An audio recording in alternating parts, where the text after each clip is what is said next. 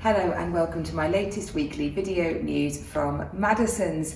Well, there's been masses about house prices, hasn't there, over the last 2 years. The pandemic has seen a surge in house prices caused by the re-evaluation of home, combined with the stamp duty reliefs, meant enormous demand outstripping supply. But there's been some really interesting news stories out this week, a combination actually. I thought I'd bring them all together, talking about different aspects of house price. So first thing, Brexit. We have in the UK lagged behind the EU on average growth over the last 6 years. So we're up about 30%, majority of the average of the EU is up 39%. Hungary, the standout winner at 95.6% growth.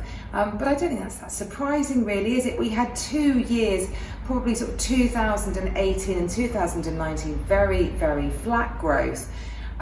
Because of the uncertainty caused by Brexit. So I'm not overly surprised by that, to be honest. We're now doing a bit of a catch-up game. And one area in particular that's doing a great catch-up game is, of course, London, the capital. So the capital really struggled during the pandemic. Many people, the capital is largely not largely, but a huge amount of it is supported by private rental stock. So people need to rent there, and there are a lot of landlords that own. And during the pandemic, a lot of people, tenants handed in their notice and moved out of the capital. And so rental yields fell about 7%, and landlords decided to sell those stock that sat there empty for a long time. But that's all recovering now. And the capital is absolutely booming. 50% increase in buyer demand last month, compared to a drop of 7% of new stock coming to market. So really interesting to see that the capital is doing so well now. Well, of course, one area that's seen a huge growth over the pandemic is Wales and other traditional holiday hotspots as well, like Cornwall. And the government is now saying they might introduce a cap on applying for planning permission to be able to take your traditional private rental property and rent it out as a holiday let. They feel it's destabilising communities. House prices are growing exponentially because of the better returns that you can get, and it's reducing the amount of rental stock. So we've already seen caps on the number of second homes, and that now tourism's always been seen as a great thing, hasn't it, for holiday hotspots? They like tourists to come into the area, spend their money, and give the area a sense of vitality. I grew up on the Norfolk coast. I remember well what would happen to Great Yarmouth during the summer months, a completely different vibe to it. But councils, clearly saying that they want to protect their local residents over those holidays, and so that's obviously making a big impact.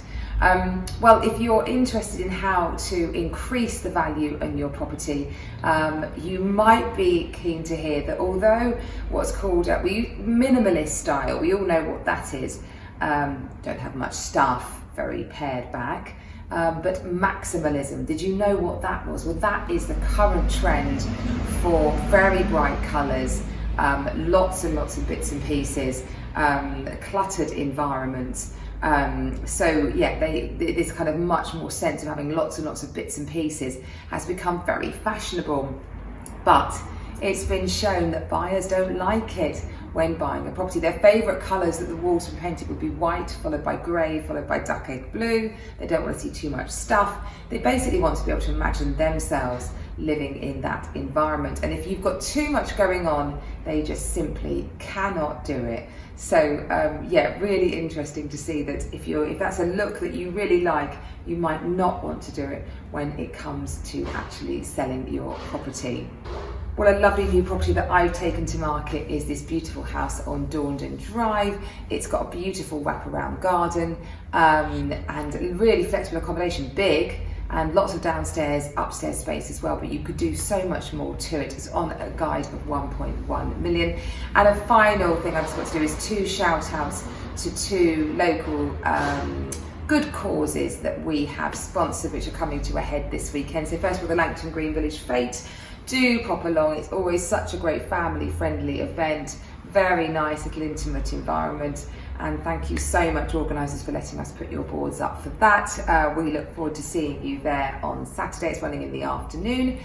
And then Will O'Shea, one of my very, very dear friends, is doing a phenomenal run this Saturday. He is running from Great Ormond Street to Tunbridge Wells Hospital. I think it's about 100 kilometres, I'm not sure, might have got that wrong, 100 miles, I don't know. Anyway, it's a long way.